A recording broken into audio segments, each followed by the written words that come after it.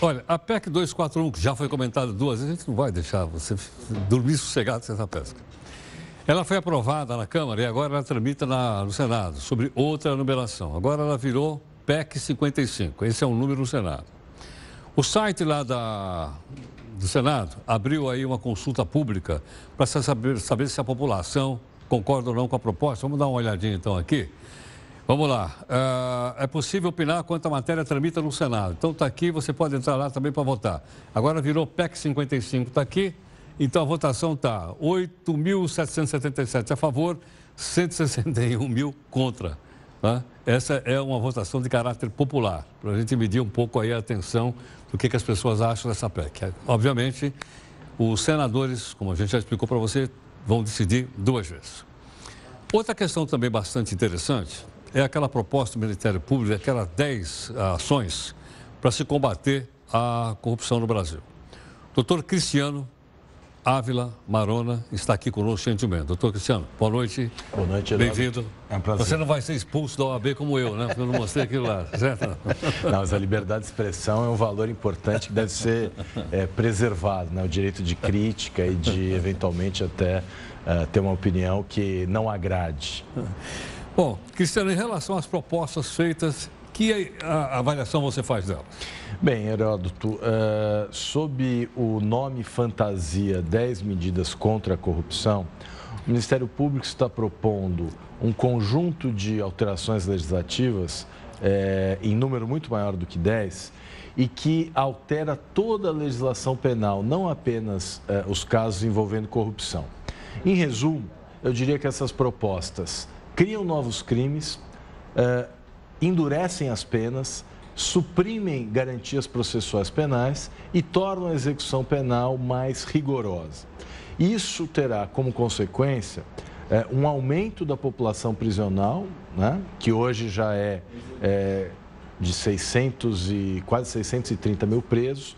Nós temos um déficit de mais de 200 mil vagas no sistema prisional, portanto, nós temos uma situação de grave violação de direitos humanos e essa proposta, se aprovada, vai tornar esse quadro ainda mais grave.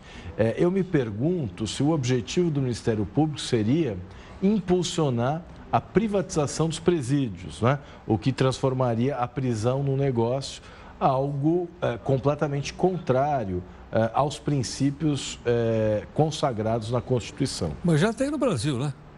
Nós temos algumas poucas unidades. Temos uma em Minas Gerais. Minas Gerais, a gente mostrou aqui.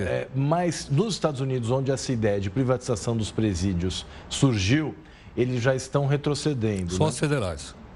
Mas, de uma maneira geral, a política penitenciária americana está sendo revista, né? Aquela regra do 3 strikes and you're out, quer dizer, a partir da terceira condenação, por mais irrelevantes que tenham sido os delitos anteriores, isso vai ser submetido a uma pena muito elevada, inclusive, em alguns casos, até a prisão perpétua, né? Então, pessoas que foram flagradas com drogas para uso pessoal e que foram condenadas 2 vezes, na terceira pegam a prisão perpétua, o que é algo completamente sem sentido. A mesma revisão está acontecendo em relação ao que eles chamam lá de minimum mandatory, né? Então, em relação a certos delitos, o juiz ele não tem liberdade para fixar uma pena uma pena mais baixa, ele é obrigado a fixar penas muito altas. Os Estados Unidos hoje tem mais de 2 milhões de presos e constataram que é preciso mudar essa política. Bom, a primeira vez que eu ouço achar que o Ministério Público, que prevalece a sua opinião, estaria, vamos dizer, incentivando a abertura de presídios particulares. Talvez não seja o objetivo deliberado, mas certamente é uma consequência que redundará da aprovação desse conjunto de propostas de alteração legislativa, cujo resumo é esse. Teremos mais crimes e penas mais graves, supressão de garantias processuais penais e endurecimento da execução penal. Por que o juiz Moro apoia? Bem, o juiz Moro ele tem uma tendência mais conservadora e desde o início da Operação Lava Jato ele vem imprimindo a jurisprudência que até então existia, uma interpretação muito mais, digamos, dura, né? Eu tenho muitas discordâncias dessa forma de enxergar o direito, a começar pelo fato de que não me parece razoável que um juiz que conduz a investigação, que decreta medidas cautelares como busca, como prisão temporária ou preventiva, como quebra de sigilo bancário, fiscal, telefônico, telemático, um juiz que emite juízos de valor a respeito dessas provas colhidas ainda na fase de investigação, que ele seja o mesmo juiz da ação penal, onde pode-se questionar, por exemplo, a legalidade de procedimentos judiciais tomados durante a fase de investigação. Não há imparcialidade, né? E eu acredito que essa situação revela a necessidade de nós criarmos uma regra pela qual o juiz que conduz a investigação não pode jamais ser o mesmo juiz do processo, porque isso invalida a ideia de um juiz neutro, desinteressado, imparcial. O juiz que conduziu a investigação e conduz o mesmo processo, ele vai, evidentemente, tomar o partido de defender os atos por ele praticados durante essa investigação. E isso viola a ideia de um processo justo. Entendo. Agora, então a gente pode entender que ele está mais afinado com o Ministério Público, é isso? Aliás, afinadíssimo. E isso é muito ruim, né? Porque a ideia de um processo acusatório pressupõe um órgão julgador descomprometido com o interesse das partes. Hoje em dia é muito difícil identificar onde termina o interesse da acusação e onde começa a atuação do juiz, porque na paisagem parece tudo a mesma coisa, né? E isso compromete a natureza democrática do resultado final de um processo. Agora, né? Por que as decisões não são revistas pelo Tribunal Superior a ele? Pois essa é uma avaliação com a qual eu não concordo. Não.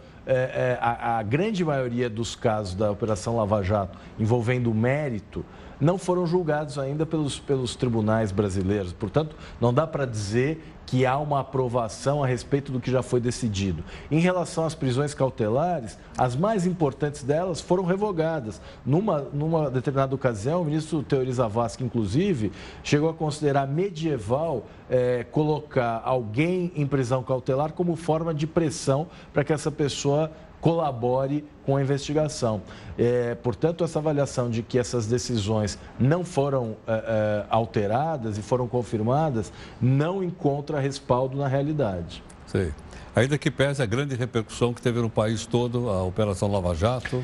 Bem, o fato da operação ter tido uma grande repercussão não pode significar que ela de fato atingiu o seu objetivo ou não pode significar que ela realizou a tarefa de prestar jurisdição dentro das regras do jogo. Isso ainda vai ser objeto de muita discussão e essa questão está longe de ser resolvida. Agora, num ponto, nós não podemos discordar, e até as 10 medidas contra a Constituição, como nós chamamos, né, porque a grande maioria delas contraria os limites impostos pela Constituição, o fato do Ministério Público estar propondo essas alterações legislativas por meio desse pacote mostra que, do ponto de vista da campanha de marketing, eles de fato foram muito bem sucedidos, né? Há um apoio popular a essas medidas, muito embora a grande maioria ignore os detalhes do que essas medidas representam. A grande maioria das pessoas, por exemplo, ignora que essas propostas elas têm a ver com todos os crimes e não só com os crimes de corrupção. Então, por exemplo, o tráfico de drogas e o roubo, que são os crimes mais comuns e os que as pessoas que estão presas hoje praticaram na sua maioria, esses crimes vão ser influenciados também por essas mudanças. Por isso, é preciso pensar com muito cuidado cada uma dessas propostas. Nós temos, por exemplo, a restrição do uso do habeas corpus, que é algo antidemocrático, que pode ser equiparado ao que aconteceu na ditadura, no AI-5. Nós temos a proposta de legalização da prova ilícita, que é também algo completamente inaceitável. Nós temos a ideia de criar os testes de integridade, né? Propostas de suborno para funcionários públicos para ver se essas pessoas são honestas ou não. E eu me pergunto, os membros do Ministério Público também estarão submetidos a isso? Os membros da magistratura, os ministros do Supremo, o Procurador-Geral da República? Tá certo. Vamos continuar nossa conversa aqui um instantinho. Essa daí é boa, hein? Conosco, gentilmente, doutor Cristiano Ávila. O terceiro sobrenome é? Marona. Maroni.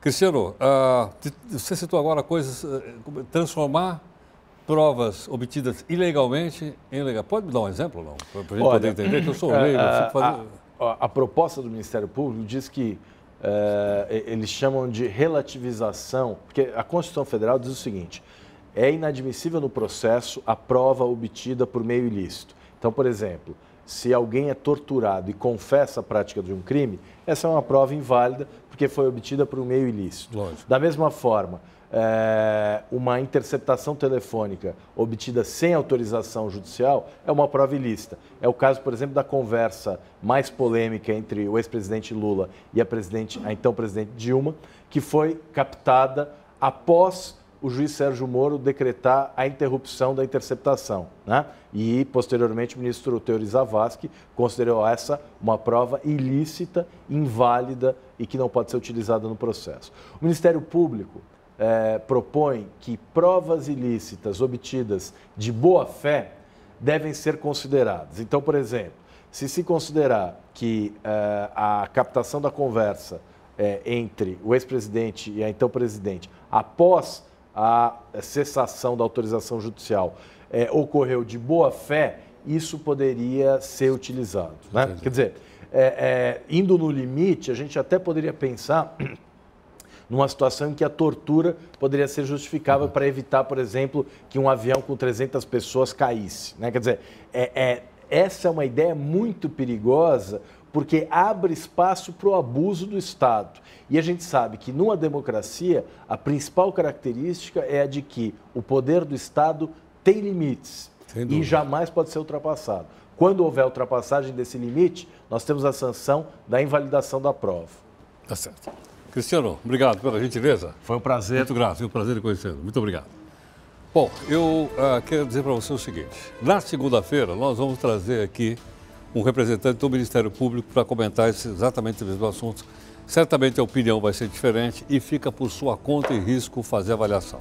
Você ouviu aqui o nosso convidado, doutor Cristiano. Segunda-feira a gente vai ter uma pessoa aqui também para falar a respeito do mesmo assunto e aí você vai fazendo um balanço.